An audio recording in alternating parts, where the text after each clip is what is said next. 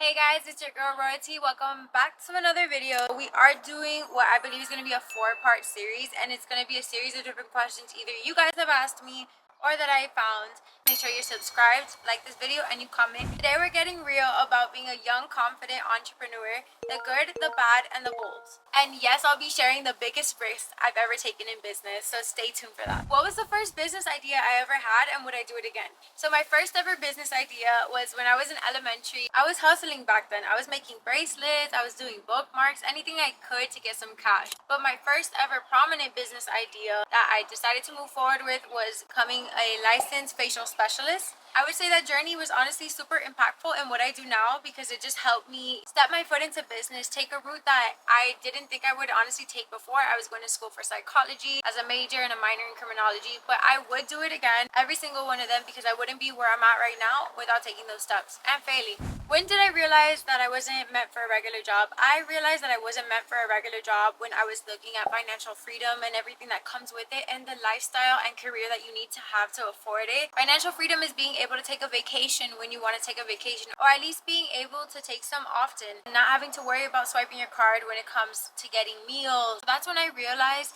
that a regular job wasn't meant for me. And second of all was noticing that I'm in love with things that aren't your traditional career plans. I love being able to do multiple things, whether it was hobbies that could make me money or just being creative. That's why I'm doing all the things that I do at 23, just because I can. Do I ever feel like I have imposter syndrome? I don't ever feel like I have imposter syndrome because no matter what I do, I'm 100% going to be me authentically always. But I will honestly say, being an entrepreneur and living a fruitful life, you need to know how to adapt. Whether that is talking differently to people because they are specific clients.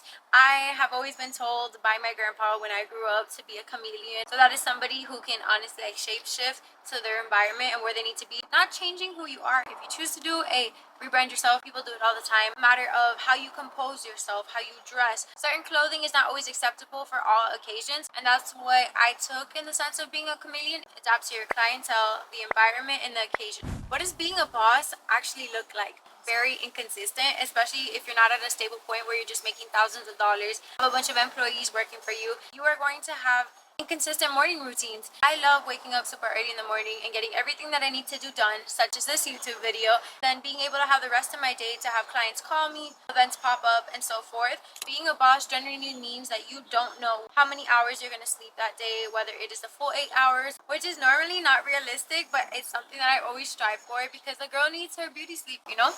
Also, having to be everything all at once, especially just starting out. You have to be an accountant, handle your finances, organize everything. You have to educate yourself enough about the law so you don't break them, that you're not committing fraud. Meeting your clients' expectations. You are literally every single thing a big business has. Worker, customer service. That is what being a boss actually looks like. It may be stressful at some times, but at the end of the day, it is super rewarding. So I would not stop for nothing, and I wouldn't change anything in the world to be where I'm at right now again.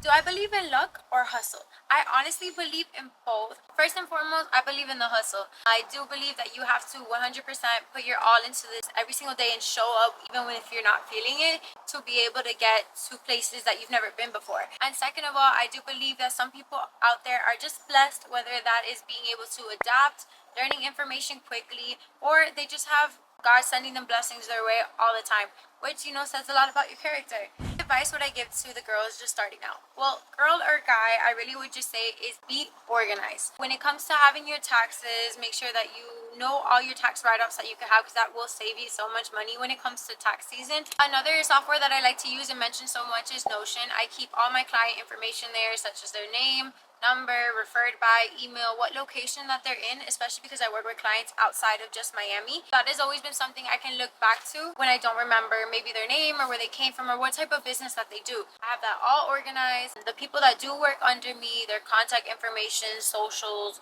jobs that they've already worked. Another thing I would say is work on your communication skills. Make sure that you can talk in front of people if need be, or that you can have a conversation and it sounds fluid. I'm used to camera conversations. I can hold a conversation with people people. There are always things that I can improve on, such as my vocabulary and languages. That's always a bonus. Never stop learning and stay organized. What's the boldest move I've made so far? So the boldest move I made so far was honestly dropping a little under $10,000 on a skincare line that I pushed out, sold a bunch of products, realized that it's not something that I wanted to push forward at the time. I moved towards marketing, videography, websites, and what I will say is that it's the boldest move I can take so far. I wish if I could go back, I would have put that money down someplace in Miami and gotten a storefront and built the shop of my dreams.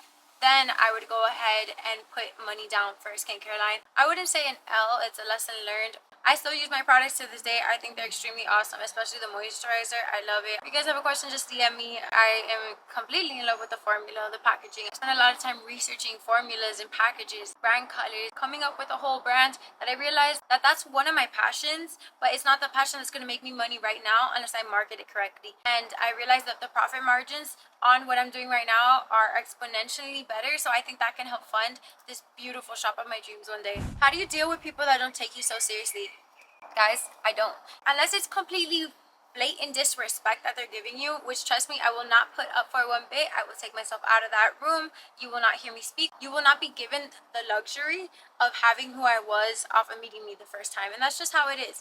If you guys do have to sit in areas, be around people that may not take you so seriously, especially when you're coming into rooms of very male dominated places, I will say is just completely ignore the talk. People are going to talk about you anyways because they are too bored to talk about themselves. It speaks a lot on their moral character, whether it is their surroundings, just the people that they are growing around, that they're not, nice people, or the fact that it's genetic. So just look at them. That's who they are. What are you going to do about it? You can't always change people, and you don't need to be accepted by anyone. So I say all the time, be authentic to who you are, be respectable, because you guys, it is important to be respectful. You can be a bully, but what are you going to get out of that? Honestly, just a bunch of bad karma and a bad reputation. Be who you are. And I will say that with my 10 toes down, no matter who I'm in front of. You guys don't need to be taken seriously by anybody, but it does help a lot when you go and do business deals. So always be professional. Come in with whatever you're going to bring to the table anyways, and once they can see your worth, they'll probably take you more seriously. But at the end of the day, if they don't, you guys can reject any client that you guys feel like it, or outsource it to somebody so you don't even have to deal with the client,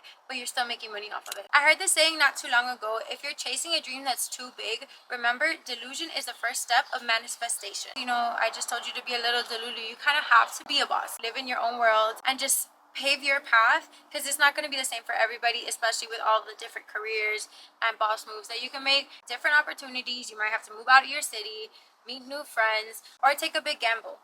Comment down below your biggest boss tip, and if you're ready for this mindset shift, make sure to like and subscribe, and I'll see you guys in the next episode. Bye.